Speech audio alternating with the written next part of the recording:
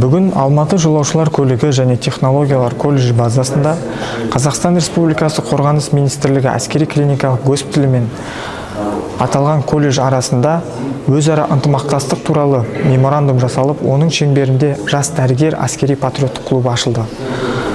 Аталған шараға колледж басшылығы, әскери клиникалық госпиталь басшылығы, әскери медицина ардагерлері қоғамдық бірлестігінің мүшелері, жергілікті басқару органдарының өкілдері мен жас сарбаздар қатысты. Шара соңында нұсқаушылармен бірлесіп, жас сарбаздарға әскери медициналық көмек көрсету бойынша сабақ жүргізілді.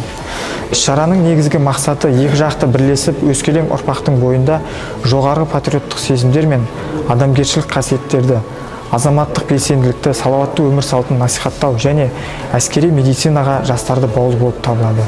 Сонымен қатар, тағы да бір алға қойған мақсатымыз ол айбын 2024 жылғы халықаралық әскери патриоттық жастар жиынына қатысып, жүлделі орынға ие болу.